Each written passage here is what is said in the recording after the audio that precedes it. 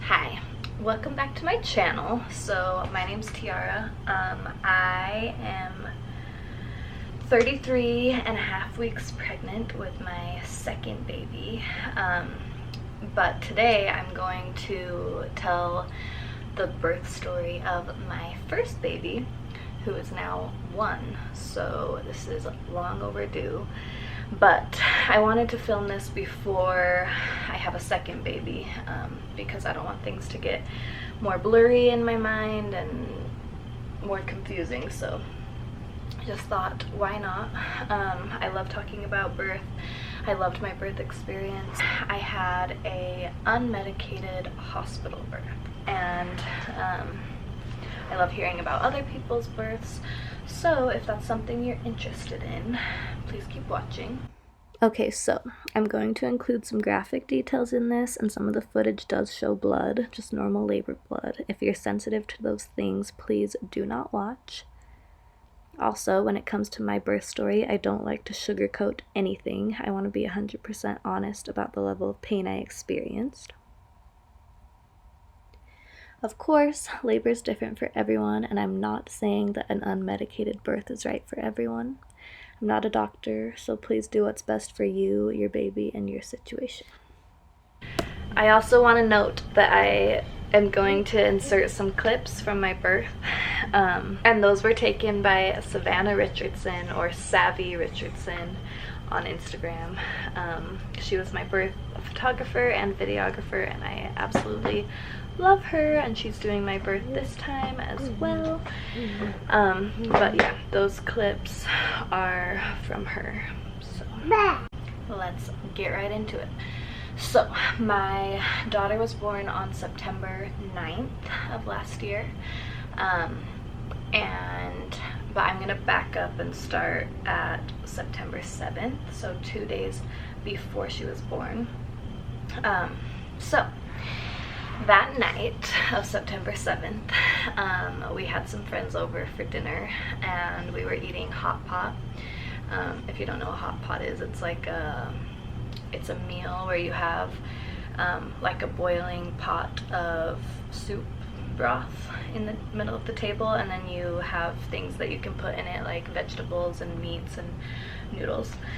So we were doing that, and it was a pretty late dinner, and it was a little bit spicy, but it was really good, and I ate so much of it.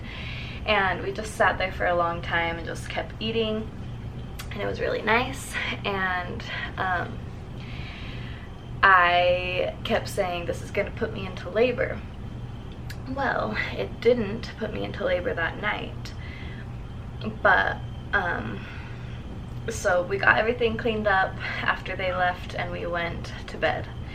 Then the next morning I woke up, got out of bed, went to use the bathroom, and when I was done, I pulled up my pants, and then I felt a little bit of like leakage, like a little bit of liquid come out, and I was like, oh, that's weird, my bladder must just be like weird right now, and everything didn't, and I don't know, everything didn't come out the first time.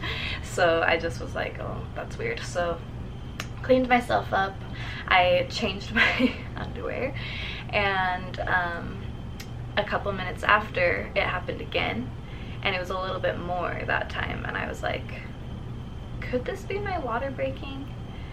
But I was like, I don't know, because it's only a tiny bit, and I mean, I've heard of that happening where it's just a little bit of water at a time, but I was like, I don't know, and I didn't want to get too excited that my water was breaking. So changed again, changed my pants and underwear that time, and then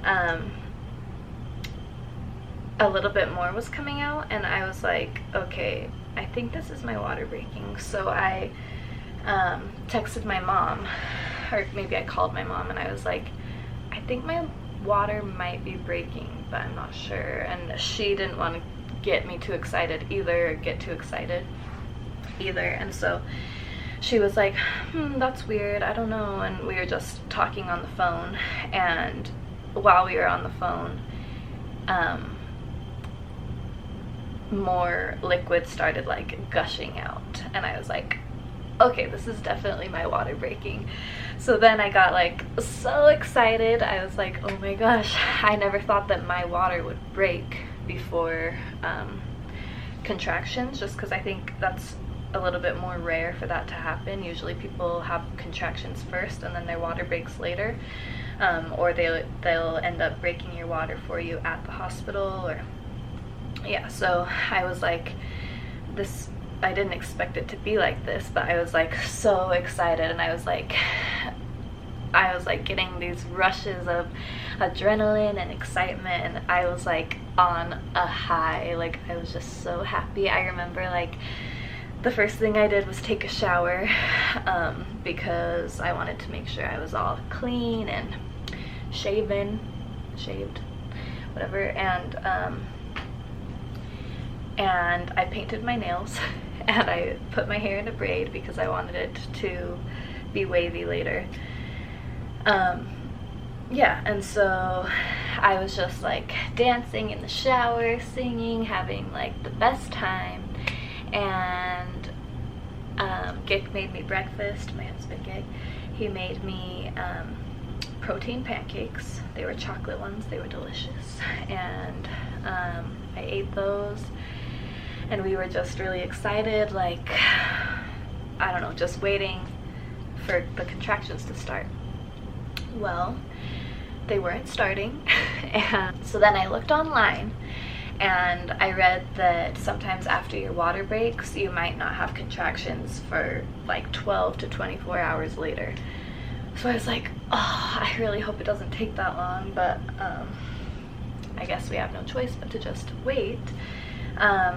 Also, I should note that I wanted to have an unmedicated birth. I wasn't 100% set on it because I didn't know how labor would feel. I didn't know if I'd be able to do it, so I just wanted to do it, but I guess I was more committed to it than I thought.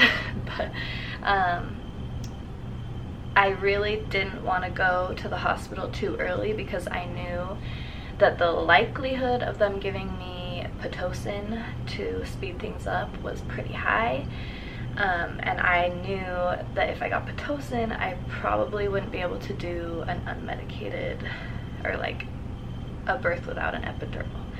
So my plan was to wait until my contractions really picked up and then go in when I felt like I couldn't wait any longer. So it was a little bit weird when the contractions didn't start. I was like, what do I do? And so I stayed on my feet. I was cleaning, I was making my bed. We went out to eat with my husband's family, and still nothing, no contractions at all. And my water was still like gushing. Sorry, gushing's a gross word, but it was really coming out, and it would come out in these like gushes. I think whenever I would change positions or baby would change positions, it would like spill out. And I couldn't believe how much water came out. Like, I imagined that a lot would come out, but like it just kept going and going, and I was like, how was there that much water in there?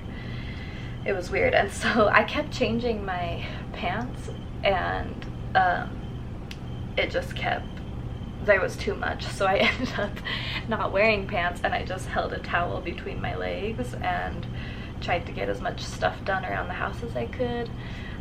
By the time we went out to eat with his family, I was able to just wear a pad, but a little bit of water was still coming out. Anyway, after we ate, then my mom came down, so it was a little bit later in the day. I'm not sure what time it was, but we went to Nordstrom, we went to Target, we went to Walmart just to get like some last minute things. We didn't have a car seat yet, so we got that. We did all that, and my contractions still weren't starting, and like at each store we were like trying to hurry because we're like, who knows how fast things are gonna go when the contractions start. So we're like in a hurry. I was like pretty anxious because I don't know, I was just like getting anxious and frustrated and kind of mad, and I was just kind of in a bad mood. But yeah, we got all that stuff. I remember at Target I ate some pizza. I was like not really hungry, but I kept making myself eat because I just wanted to make sure I was eating a lot before going to the hospital. And so anyway, the whole day goes by and my contractions don't pick up. I had like one every like hour, and it was like a very like mild contraction, so I was like, I don't know what's going on. So at this point it was late at night, probably 9 or 10 at night, and it had been 12 hours since my water broke, and my mom was on the phone with her friend who's a labor and delivery nurse, I think, and she was like, when did her water break? And my mom told her, and she was like, oh, you probably should go in because you could get an infection if you wait too long with your water being broken, and also like they need to make sure the baby's okay in there and everything. And so I was like really torn because I wanted, of course, to make sure the baby was okay. I had been feeling her move throughout the day, so I wasn't super worried, but I was like slightly worried about an infection. I don't know, it's hard to know what to do in those situations. So I was like, oh, what do I do? So I think we said if my contractions haven't picked up by like 10, I think, then we would just go anyway. But my contractions started, and they came on pretty strong, and they were starting to become very regular and getting stronger and stronger. We were timing them on an app, and they were like, a lot of them were like 4 minutes apart, but then we would have some that were like 7, and then some that were like 14 minutes apart. So it was confusing, but I felt like okay with going to the hospital at that point. So Gik's sister and her husband came to be with Ollie, our dog, and no, they came to pick up Ollie, our dog, and I was actually really emotional when he left because he was like my firstborn child. Like, I was really sad when he left, and I was just crying. But after that I gathered myself and we took off for the hospital. Also, all day I was like trying to pack a hospital bag, but I didn't really know what I was gonna need or want, and like didn't really care at that point, to be honest. I was just like, whatever. Like, I think I want this, I think I want this, and I think I'm good. So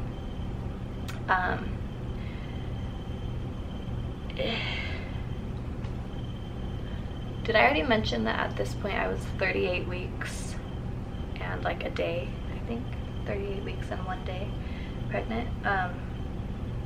So we got to the hospital, and I remember walking up to the desk and then being like, can we help you? And I was like, I'm in labor. And they were like, okay. Like, they just kind of made me feel dumb a little bit, and I was like, yeah. And she's like, did your water break? And I was like, yeah. And she's like, okay, what time did your water break? And I told her, and she was like, oh. And they kind of make you feel bad about waiting to go into the hospital, which I knew that they would. But anyway, they got us back to the room, and I was having pretty regular contractions by then. The nurse came in and checked me, and I was dilated to a 5, which I was happy about because I wanted to be like at least a 5. Like, I really wanted to be at least a 5. So I was really happy that I was dilated to a 5. And I told her that I would really prefer to go unmedicated. But she was not very supportive about it. She was basically like, well, the doctor that's on call is really gonna want to get you started on Pitocin, so would you be open to that? And I was like, no. I remember thinking in my head, like, how do I say this nicely? And then I was just like, no, like, no, I don't, why would I get on Pitocin right now? So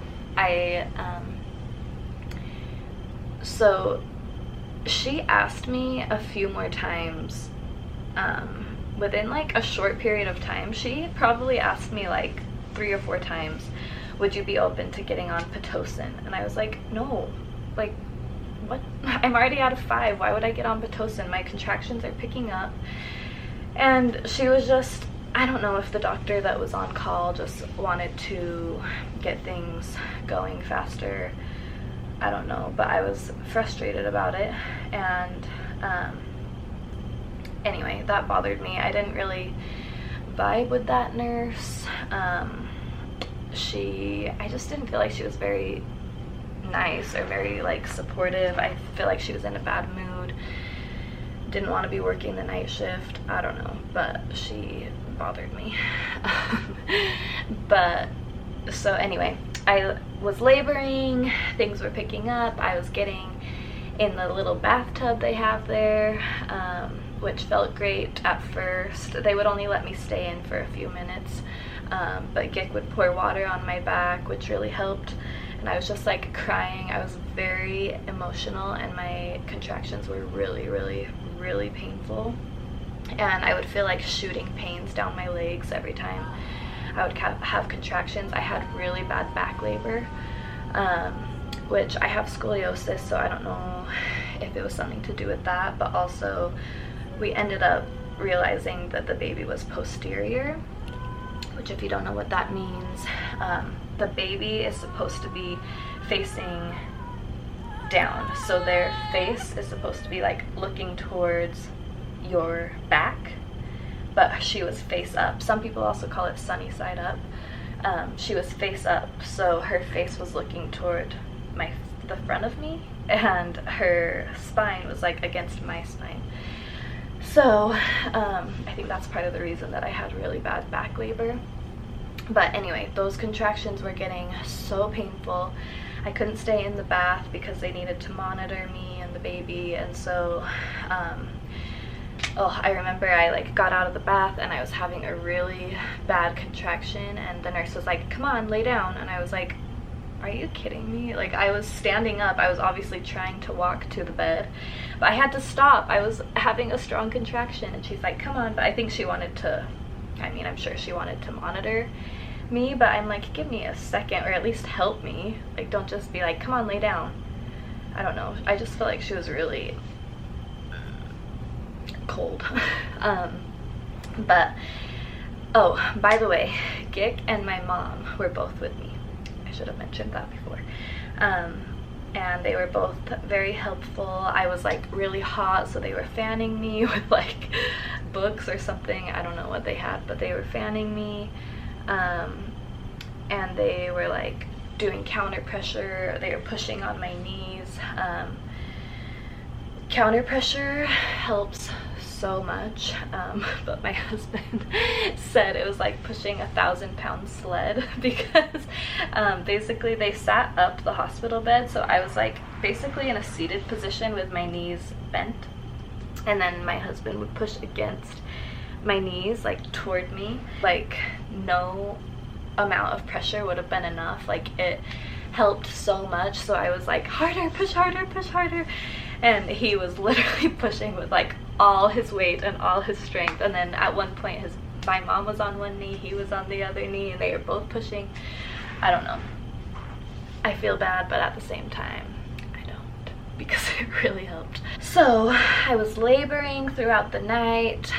They kept checking to see how dilated I was, and oh my gosh, cervix checks when you are in labor are like, for me at least, it was so painful, because you're just so sensitive up there. And oh my gosh, that was like one of the most painful parts for me. But yeah, they kept checking, and apparently I like wasn't dilating that fast, so I'd be at like a 7. I think I was at a 7 for quite a while, and an 8 for quite a while. They had me I remember, so part of the reason that I wanted to have an unmedicated birth was so that I could be in like any position, and I could feel like what kind of positions I needed to be in to best get the baby to come out. But in those moments, I swear I was just like in another world. I was just trying to get through each contraction. So I was just like holding onto the bed,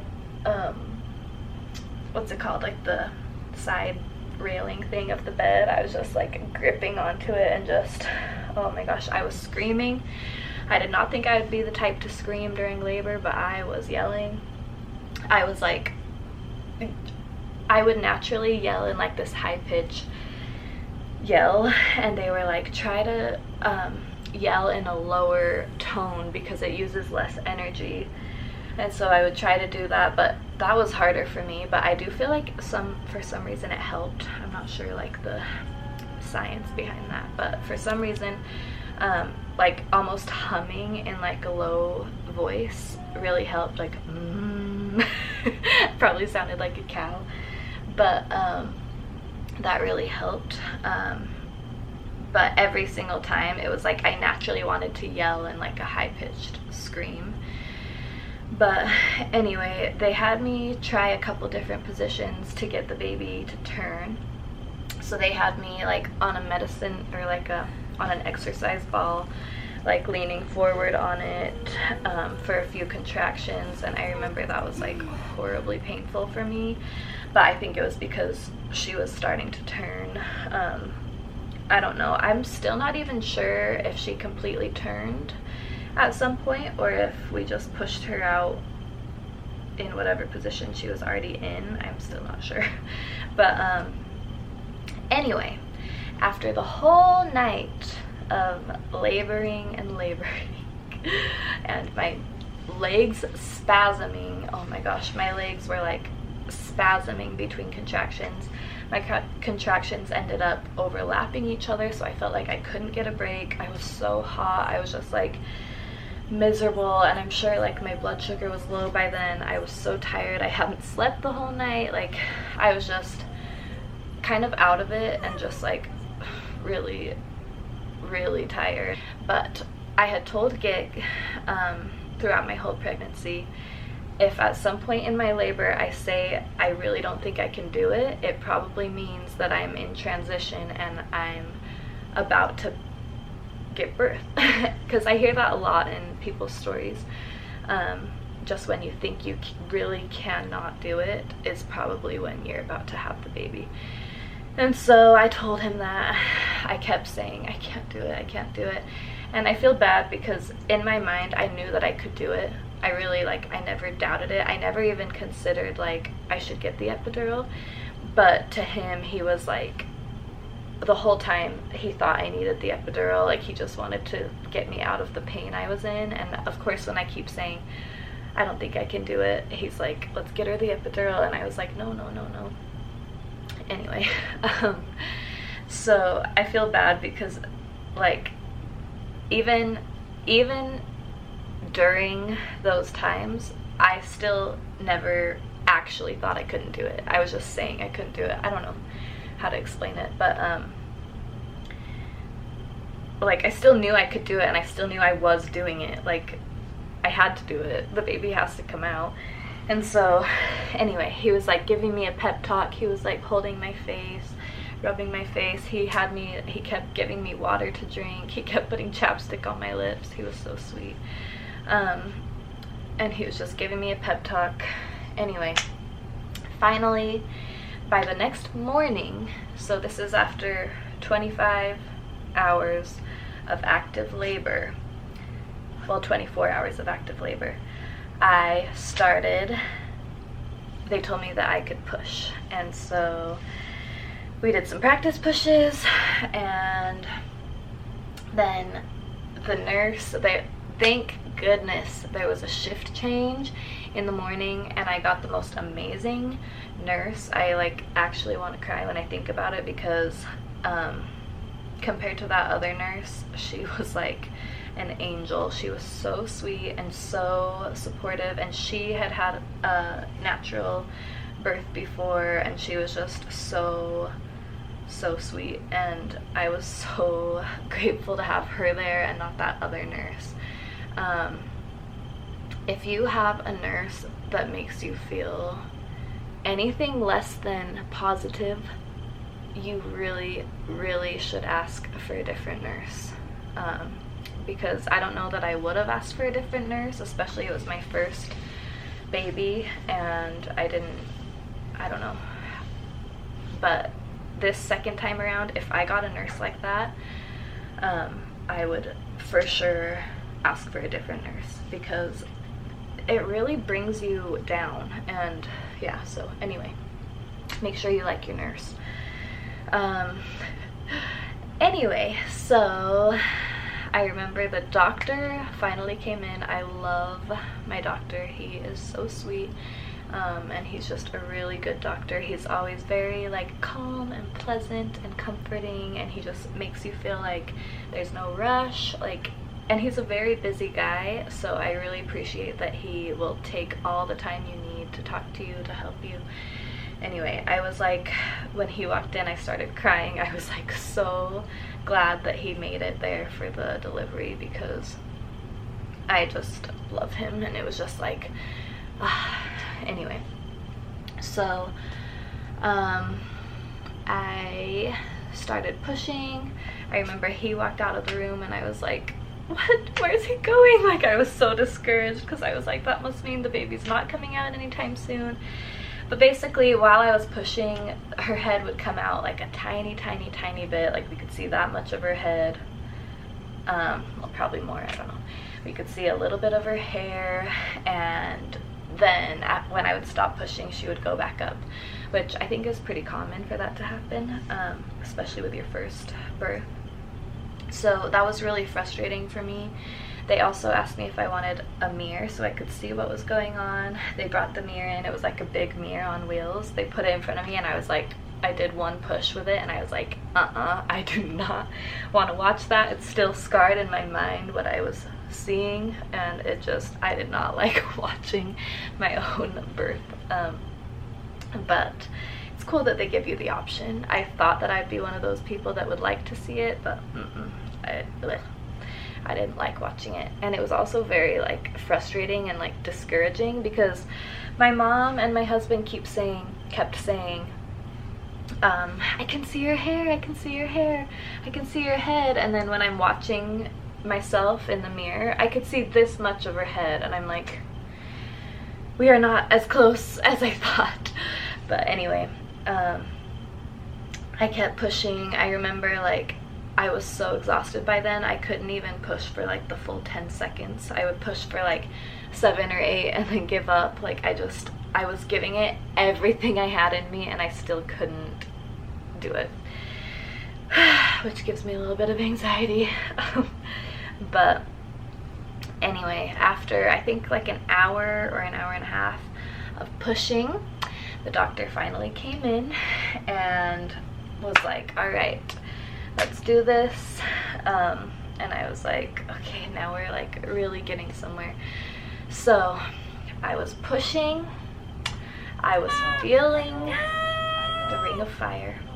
Let's just say it's exactly what I would have thought that it would feel like. It was very, very, very burning and painful. But also at that point, I could not have cared less. I was just like, she's almost here, let's just get her out, like whatever.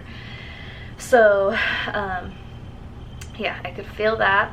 And at one point I remember I could feel the burning, and sorry, I keep doing that. I could feel it, and I thought to myself, if I push right now with everything that I have, I'm gonna tear, and I'm probably gonna poop. And I knew that, and I was like, that I'm just gonna do it. I'm just gonna push with everything that I have. So I did, and yes, both of those things did happen. And the nurse cleaned it up real quick.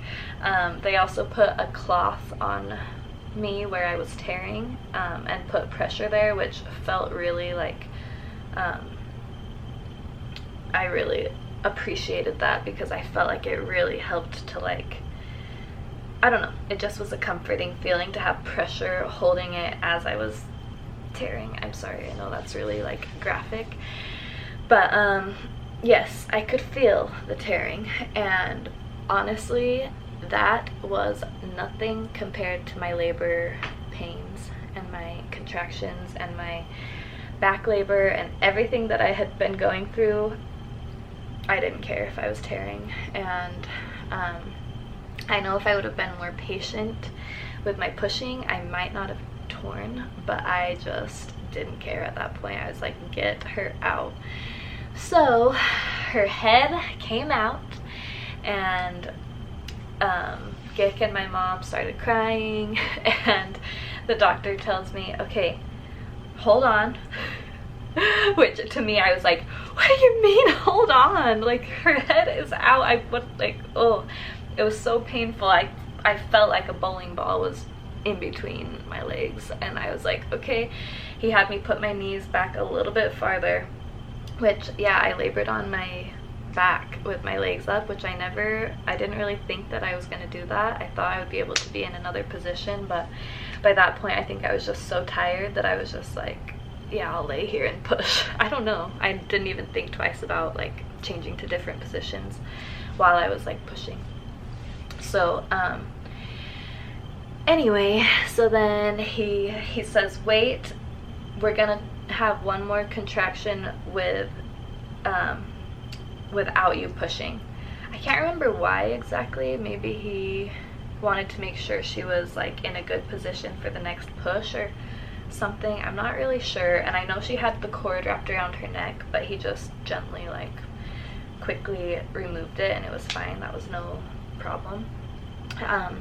Anyway, did one contraction without pushing, and then on the next push her shoulders came out, and I felt her like turn and wiggle out, and it was like the coolest feeling I've ever felt in my life. Like, it was like, I don't know if this just seems really weird, but it was like just this warm feeling, and it was like a feeling of such like relief and like so much less pressure down there, and just like feeling her like little body move and come out. I don't know, it sounds really weird, especially if you've never given birth. You're like, okay, but to me it was just like the most amazing feeling ever. And then I remember he held her up. She was actually a lot bigger than we thought she was gonna be. She was like average. She was 7 pounds 6 ounces, but we expected her to be smaller, and I just screamed. I was just screaming, and also my legs were still spasming. They were like cramping up, and they were like in the air. I was like trying to like be so happy that I just had a baby, but at the same time my legs were just spasming, and I was like, I couldn't put them down because then they would cramp up more. So my legs are just like in the air spasming, and I just, it was annoying. But then you can see in the video like the point when I realized like she's here, and I just scream, and they put her on me. I screamed a lot. And they put her on me, and that was like the best feeling ever too. And I was saying, hi baby, and then I said, I realized she hadn't cried yet, and I said, you cry baby, and then she started crying, and I screamed again. she poor baby, her ears probably hurt from all my screaming right when she comes into the world, but she was a perfect little healthy baby, and I was so happy, and I felt so empowered and so accomplished. And right when she heard Gick's voice, he talked to her, because he would always talk to her in my belly, and right when she heard his voice, she lifted up her head and turned and looked over at him. Like, she had a strong neck from the beginning, but it was so cute because I could see that she recognized his voice. Like, I could see it in her eyes, and it was like the most special moment. Hi, Corey. Hi, Corey. You hear Daddy's voice? If you can let your legs way out to the I love you, my sweet little side. girl. Touch on the outside. Hey. Hey, Corey. Yeah, you. Can you see Daddy? I love you. We love you so much. Oh my gosh, it was just... Oh, she's waking up right now. It was all so good. Hold on. Okay, she actually went back to sleep, so I don't know how much longer she'll be asleep for, but I'm gonna try to cover a few more things real quick. I wrote a list, so if I look at my phone, that's why. But okay, so she was born. It was magical. It was great. They did give me Pitocin at that point to stop the bleeding and prevent hemorrhaging, and I think to help get the placenta out, which I was fine with getting it at that point. So yeah, and then they did a lot of pushing on my belly to make sure that everything comes out, which is very, very, very painful. They did that a few times throughout my hospital stay, and it is really painful, especially the first couple times. It really hurts, but yeah, they just push to make sure everything's like coming out. Gig cut the umbilical cord, which was cool. They weighed her and all that, and while they were doing that, the doctor stitched me up. I got a 2nd-degree tear, and he did give me lidocaine shots down there, which I actually didn't even feel those at all, which just goes to tell you that I was already in a lot of pain down there, because those felt like nothing. I didn't even know he had done them yet. And then he said he had already done them, and then he stitched me up, which I also didn't think was painful at all, probably because of the lidocaine, but I could feel like the tugging and pulling, which was kind of an uncomfortable feeling, but it didn't hurt. Coco's starting to wake up again. Yeah, he did a good job stitching me up. And then our family was able to come meet her. Shoot, I'm gonna have to bring her up here. And here she is, 1 year old now. Actually almost 13 months old now, but she's a little bit sad after her nap. I don't know why she woke up sad. And it's funny because her sweatshirt says happy today.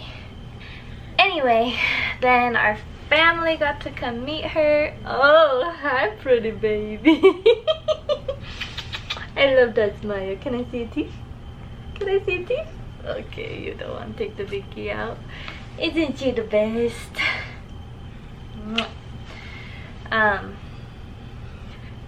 They brought me a lot of food, which was very nice.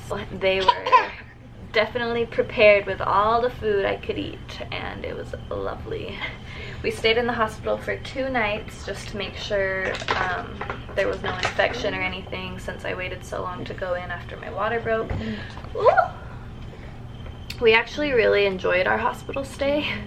I know some people don't, but it was actually really nice, and they gave us a lot of, I mean, their hospital food was decent, and people kept bringing us more and more food, so yeah, we liked it. And I liked that they were monitoring us and checking in a lot and telling me how to do things.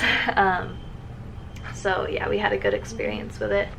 My recovery went pretty well. I mean, of course, things hurt for quite a while down there, but other than that, I feel like it was relatively quick and good.